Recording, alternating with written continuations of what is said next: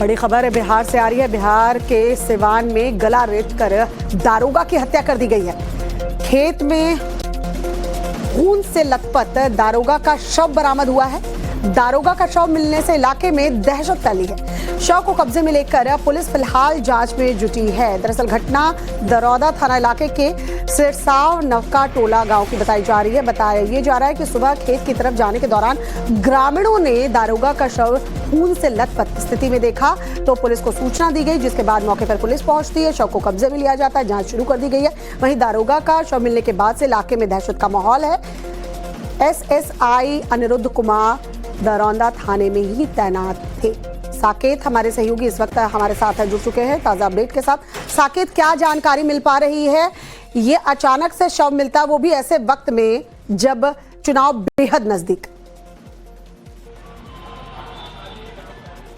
देखिए, बिल्कुल जांच पुलिस इस पूरे मामले की कर रही है, लेकिन सबसे बड़ा संदेह इस बात को लेकर है कि चूंकि दरौदा थाने के बगल का ये गांव बताया जा रहा है जहां से शव बरामद हुआ है। एएसआई है वो वहां पर दरौदा थाने में, और उनका शव उस गांव से बरामद किया गया है। अब वजह इसके पीछे क्या हो सकता है, इसकी जांच हो रही है, क्योंकि जब अकेले किसी गांव में अगर दरोगा गए हैं तो इसकी जानकारी पुलिस टीम को नहीं थी, यानी कि उन्होंने किसी को बिना जानकारी दिए उस गांव तक गए वो, और वहां पर उनकी हत्या हुई।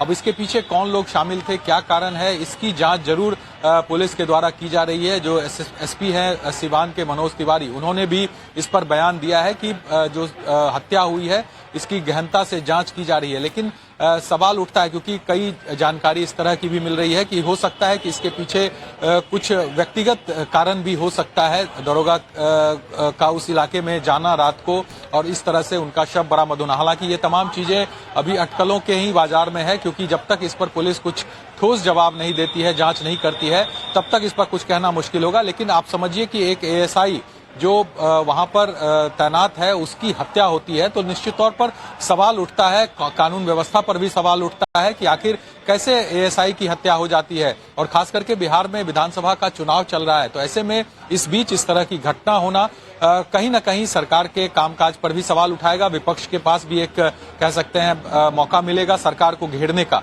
तो अब देखना होगा इस पर पुलिस क्या कुछ जांच करती है और इसके पीछे कौन लोग शामिल है और क्या कुछ वजह रही है, इसकी भी जो जानकारी है वो पुलिस के द्वारा दी जाएगी।